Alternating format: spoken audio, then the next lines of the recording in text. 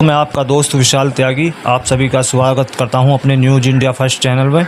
मैं आज लेकर आया हूं जनपद बुलंदशहर के शाना तहसील शाना के गांव वैरा फिरोजपुर में। जो इस समय मेरे साथ मौजूद हैं डॉक्टर सत्येंद्र कुमार। दर्शकों को नमस्कार।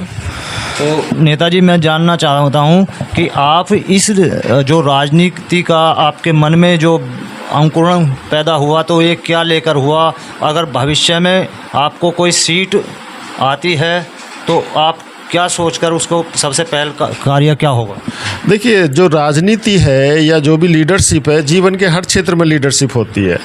आप जाएंगे आर्मी में भी लीडरशिप होती है। अगर कोई साइंस में आप देखेंगे, किसी ने अगर बल्ब का आविष्कार किया है तो वो साइंस के क्षेत्र में लीडर है। किसी ने अगर पंखे का आविष्कार किया है वो भी साइंस के फील्ड में लीडर है। जीवन के हर क्षेत्र में लीडरशिप है। अगर किसी ने वैक्सीन का आविष्कार किया है तो वो साइंस के फील्ड में लीडर है।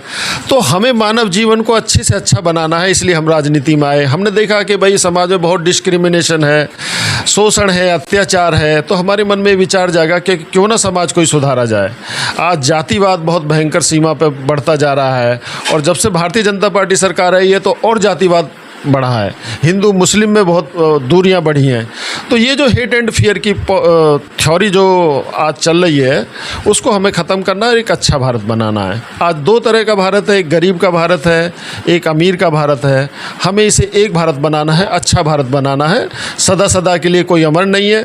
हम पढ़ते थे, जब हम पढ़े मेरठ विश्वविद्यालय में पढ़े, एमफिल पीएचडी किया, तो हम चाहते थे तो प्रोफेसर बन जाते। इतनी मोटी बुद्धि नहीं है, गाय को भैंस कहते हो भाई। हम चाहते तो पीसीएस बन जाते थे, आईएएस बन जाते। जेएनयू में रहे, दिल्ली विश्वविद्यालय में रहे, बहुत विश्वविद्यालयों में हमने चुनाव लड़ाए। पासवान जी के छात्र विंग के राष्ट्रीय अध्यक्ष रहे।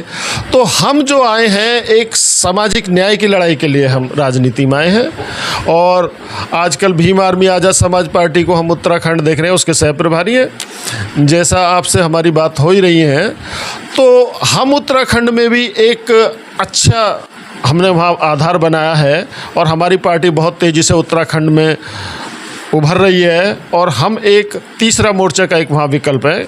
हमारे बिना आने वाले समय में उत्तराखंड में किसी की सरकार नहीं बनेगी।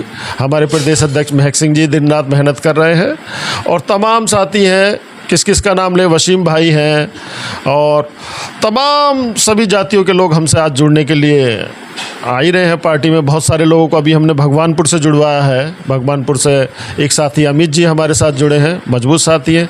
तो बहुत बहुत मजबूत लोग हमारे साथ जुड़ रहे हैं और पार्टी दिन पर दिन प्रोग्रेस कर रही है। तो जैसे डॉक्टर साहब, हमें पता लगा कि आपने शादी नहीं की है और राजनीति की तरफ गए हैं, तो आपका क्या ऐसा रीज़न रहा है, क्या सोच रही है? जी देखिए, नखून कटा के शहीद नहीं हुआ जाता है, कुछ कुर्बानी देनी पड़ती है।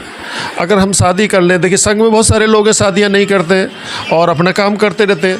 तो अगर कुछ काम करना है समाज के लिए तो उसमें फुल टाइम देना पड़ता है, पूरे डिवोशन के साथ लगना पड़ता है। हमारे और भाई हैं, बड़े भाई हैं, उन पर एक बेटी है, एक छोटा भाई है वीरेंद्र, उस पर एक बेटा है। तो और परिवार के बहुत सारे लोग हैं। गाँव में आप हैं, गाँव के जानते हैं, तो हमारा पूरा परिवार है। तो ऐसे नहीं है, तो समाज तो चलता है, लेकिन एक अच्छा समाज बनाने के लिए, एक अच्छा भारत बनाने के लिए कुछ तो कुर्बानी देनी पड़ती है। तो आपने मेरिट में कितना टाइम दिया था? जब यूनिवर्सिटी में रहे तो कितना लगभग समय दिया? हाँ, हम मेरठ विश्वविद्यालय में पढ़े, मेरठ कॉलेज में पढ़े, वहाँ से ग्रेजुएशन किया, बीएड किया, एमफिल किया। उसके बाद फिर पासवान जी के छात्र विंग के राष्ट्रीय अध्यक्ष हो गए, दिल्ली चले गए।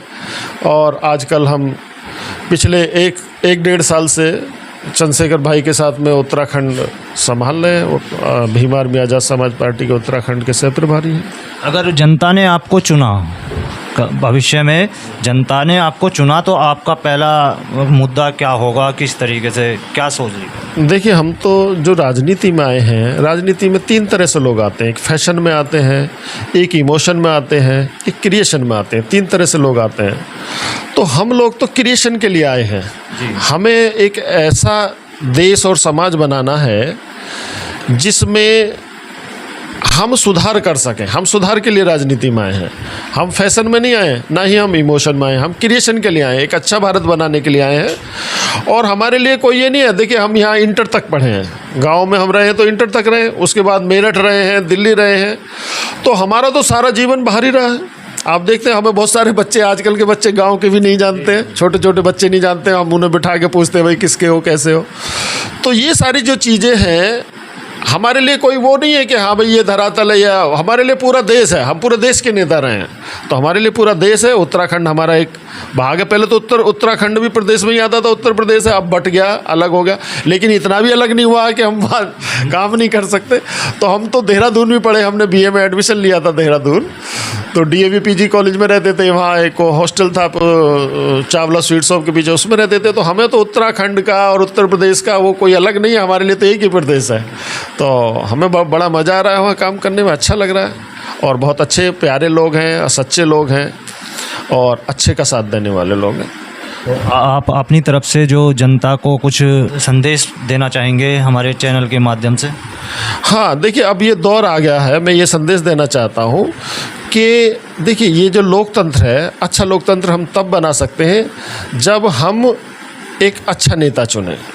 और अच्छा नेता चुनने के लिए आपको शिक्षित देखना चाहिए, उसके विचार देखना चाहिए कि वो कैसा है, भ्रष्ट ना हो, ईमानदार नेता चुनना चाहिए, और उसका साथ देना चाहिए। ये नहीं है कि खाली वोट देना ही, मतदान से लेके और उसको जिताने तक, लड़ाने तक उसका साथ देना चाहिए। अच्छा नेता आपको चुनना है, तो ये नहीं है कि आप पैसे में बिक जाएं, है ना।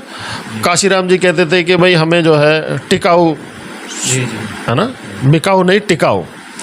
तो अच्छा नेता बनाने के लिए तो आपको भी प्रयास करना पड़ेगा। जनता से मैं यही चाहता हूँ कि भाई वो अच्छा नेता चुने और एक अच्छा लोकतंत्र स्थापित करें, जिससे बाबा साहब के सपनों का भारत बन सके।